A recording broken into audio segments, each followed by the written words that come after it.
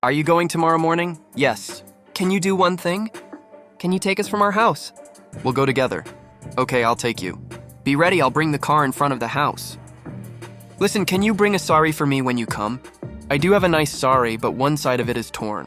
Rafi's father said to buy a sari now, but what's the point of buying an expensive sari for just one day? There's no sense in wasting money, I said no. I thought you have many saris, so I would ask you to bring one. Okay, I'll bring it. Mom hangs up after talking to Aunt. Both me and my elder sister are happy. Of course, there's a reason to be happy.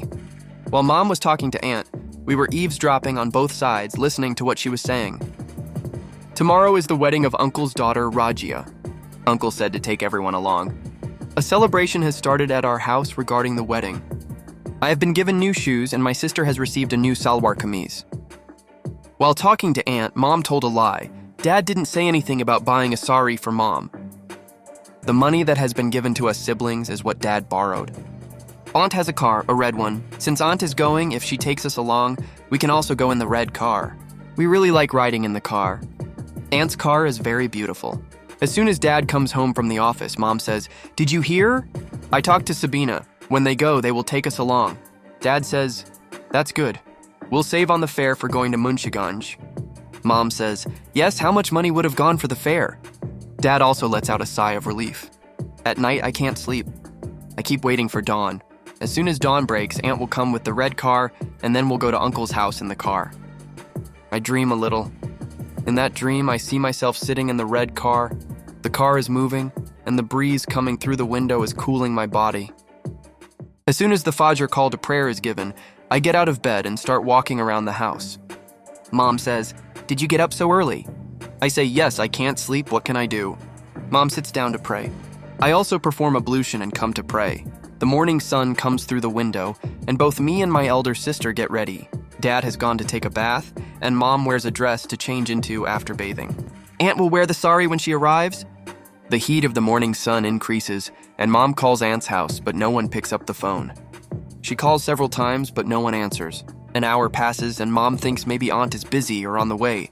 My sister and I go to the gate several times to see if the car has arrived.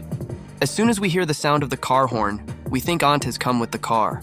We see a red car, but when it comes closer, we realize it's not Aunt's red car. Mom calls repeatedly, goes inside the house, and after a while comes back to the phone to call again. After some time, the phone is received. Mom says in one breath, "Hello, Aunt, are you listening? Is there any problem? Everyone is ready and sitting. Rafi has woken up early. How long will it take you to come?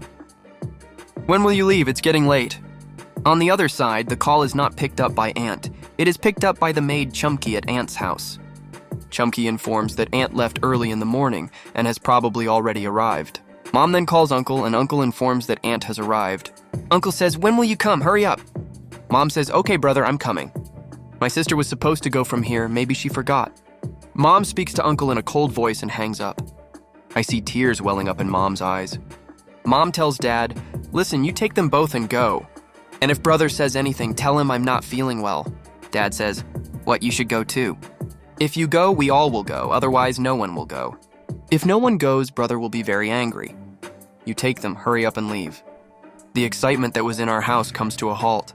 Just like everything calms down after a storm, a peaceful atmosphere settles in. Just then, someone knocks on the door. Dad opens the door and sees our landlord Aunt has come. Aunt says, "Hey, you guys are going to your brother's house and you haven't left yet?" Mom quickly wipes her eyes, as if wiping the sweat from her forehead while secretly wiping her eyes. Mom says, "Sister, I'm not going. Babur's father will take them." "Why aren't you going? I had a sari." "Just when I went to take it out from the wardrobe, I saw it was eaten by a worm."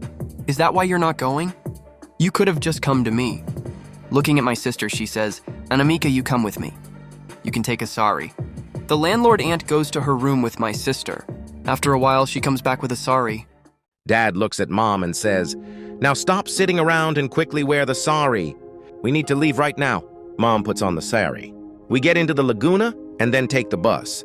By the time we reach Uncle's house, it's almost noon. We stay at Uncle's house for a day and return to Dhaka the next morning. After that, Mom sulks and doesn't call Aunt anymore. A sulk that Aunt never felt the need to mend. Dad gets transferred to Camilla. We leave Dhaka and move to Camilla. After coming to Camilla City, the expenses decrease a bit. Here, the rent is lower since the house is a bit far from the city, a calm and cool city. Dad's salary increases. Later, Dad bought a sari for Mom, although that sari always stays in the wardrobe. I pass school and get admitted to college. I get good results in college. I take coaching in Camilla City. I didn't get a chance to enroll anywhere the first time. I regretted thinking about how much money Dad wasted. All my friends got admission to public universities, and those who didn't got admitted to private ones. But Dad doesn't have the money to send me to a private university. In the meantime, I buy a bicycle, and my sister gives me the money to buy it. At that time, my sister was studying at Rajshahi University. I worked in food delivery. With that money, I took coaching, and this time I feel a sense of peace. If I don't get a chance anywhere, I won't regret it, thinking that my own money has been spent. In the second attempt, I get the opportunity to enroll in Jahangirnagar University. Finally, my desire or passion, whatever you call it, has been fulfilled. Within 2 years of university life, I get a scholarship. I go abroad. Just 6 months after leaving the country, my sister gets married, and I feel sad for not being able to attend her wedding.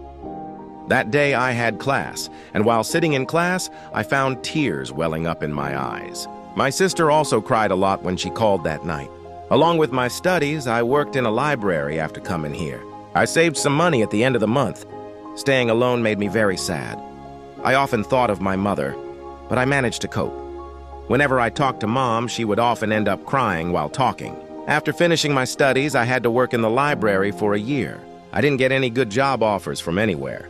In the meantime, I got a job in a local company here. The salary is quite good, and I can send some money home. I have also submitted my CV to several places in the country. I wish to stay in Bangladesh. One day, after coming home from the office and getting out of the shower, I receive an email. That day, after coming home from the office and getting out of the shower, I received an email. It was from a company in Bangladesh, and after reviewing all the documents, they called me there. I spoke with them and got 10 days. I returned home after 10 days. My sister and brother-in-law live in Dhaka, and both of them came to the airport. From the airport, I went straight to my sister's house.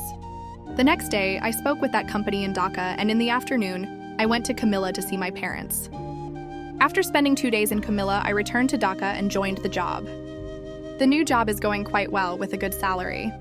Before I knew it, a year had passed since I started the job, and I also started a small company of my own. I informed my parents and brought them to Dhaka. My sister brought them over under the pretext of visiting her house. My parents stayed at my sister's place. They arrived last night. I gave an address, and the next morning my sister took my parents there.